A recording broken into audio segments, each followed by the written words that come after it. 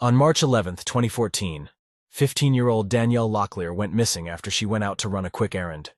Danielle had spent the summer of 2013 at her grandparents' house in Hope Mills, North Carolina, and loved it so much that she asked if she could return for school instead of going back to her mother's home in Myrtle Beach. Danielle was in freshman year, and part of the reason that she wanted to stay with her grandparents was based on the friends she made during summer camp and her boyfriend, 17-year-old Jamichael Malloy. They met when they both volunteered at a youth center. Danielle's family knew Jamichael's family, as they were part of the same church, and he seemed like a nice, respectful, and quiet boy around them. Her family knew there was tension and arguments in the relationship, and they would break up and get back together multiple times. But aside from that, Danielle never really spoke to her family about their relationship. On the night Danielle went missing, at around 10 p.m., she asked her grandfather if she could drop off some homework to a neighbor down the street. He said yes, and told her not to be long. Her grandfather did not realize how late it was.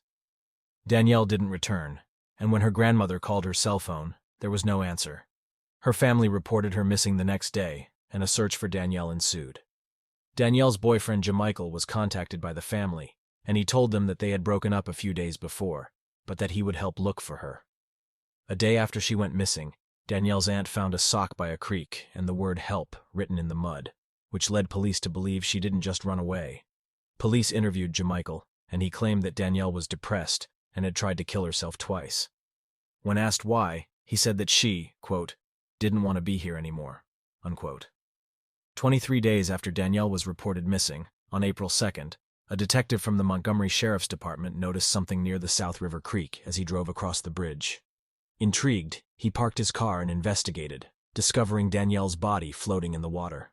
Her body was bound by nylon rope tied to cinder blocks, which were secured around her waist and ankles. An autopsy determined her cause of death was asphyxiation.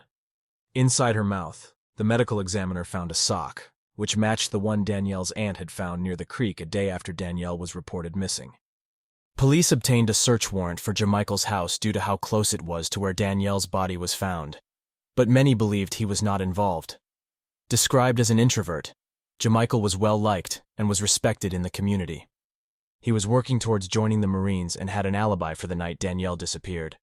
During the search of his home, they found a rope matching the one Danielle was found bound with, and after police found Danielle's phone near Jamichael's property, they discovered a voicemail from him stating, quote, "If you come around me, I will kill you," unquote. Even after all the evidence linking him to her murder, he was released. Days later, Jamichael decided to confess to police what had happened. He said that on the night of March 11th, he went to Danielle's house with his friend Dominic. The three of them then went down to the creek where they spoke for a while. Jamichael claimed that Danielle told him she was pregnant, which led to an argument when she was supposed to take a pregnancy test in front of him. During the altercation, Jamichael admitted to choking Danielle, resulting in her death. He claimed to have blacked out during the struggle and panicked when he realized she wasn't breathing. He then asked Dominic for help, and together they placed Danielle's body in the trunk of a car. Jamichael also alleged that Dominic was the one who shoved a sock into Danielle's mouth to silence her. Dominic corroborated Jamichael's account, confirming that he was present during the incident. He stated that Jamichael ran up to him alone and informed him that Danielle was dead. Dominic followed Jamichael back to the scene, where he witnessed Danielle lying on the ground. According to Dominic, Jamichael asked him to help move Danielle's body, stating they would both be charged with murder and needed to dispose of it.